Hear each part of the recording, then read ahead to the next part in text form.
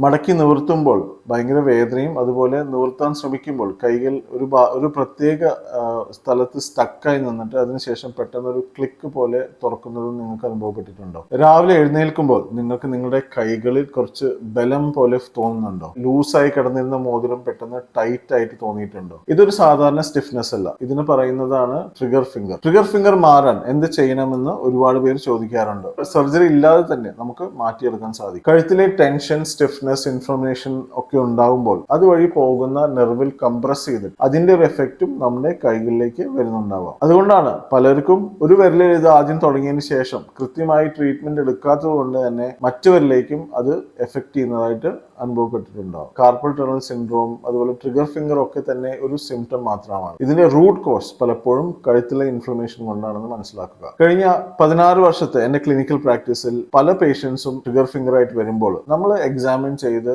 നമ്മൾ ആ കൈയോടെ അവരുടെ കഴുത്തിലേക്ക് നോക്കിക്കഴിഞ്ഞാൽ ഒരുവിധം 100% ആൾക്കാർക്കും ഈ കഴുത്തിലെ സ്റ്റിഫ്നെസ് ആയി കണ്ടിട്ടുണ്ട്. അത് റിലീസ് ചെയ്തതിന് ശേഷം നമ്മൾ ഈ ലോക്കലി ട്രീറ്റ്മെന്റ് ചെയ്യുമ്പോഴാണ് ഇതിന് പെർമനന്റ് ആയിട്ടുള്ള റിസൾട്ടും കണ്ടിട്ടുള്ളത്. ഇത് നമുക്കൊരു സയന്റിഫിക് പേപ്പറിലോ റിസർച്ചിലോ ഒന്നും കാണാൻ ചാൻസ് ഇല്ല. കാരണം ഇതൊരു നാഡീമർമ്മ ശാസ്ത്രത്തിന്റെ ഫിലോസഫി ബേസ് ചെയ്തിട്ടുള്ള ഒരു ട്രീറ്റ്മെന്റ് ടെക്നീക്കാണ്. നിങ്ങൾ ട്രിഗർ ഫിംഗർ ആയിട്ട് ഒരുപാട് കാലം ബുദ്ധിമുട്ടുന്നവരാണെങ്കിൽ അതിന്റെ കാരണം കൃത്യമായി ട്രീറ്റ്മെന്റ് ലഭിക്കാത്തത് കൊണ്ടാണ്. ഇതിന്റെ റൂട്ട് കോസ് മനസ്സിലാക്കി ട്രീറ്റ് ചെയ്താൽ മാത്രമേ ഇതിന് റിസൾട്ട് കിട്ടുകയുള്ളൂ. അതുകൊണ്ട് മർമ്മം പ്രാക്ടീസ് ചെയ്യുന്ന ഒരു ആയുർവേദ ഡോക്ടറെ കണ്ടു കഴിഞ്ഞാൽ നിങ്ങൾക്ക് തീർച്ചയായിട്ടും ഇത് പൂർണ്ണമായി മാറ്റിയെടുക്കാനും സാധിക്കും.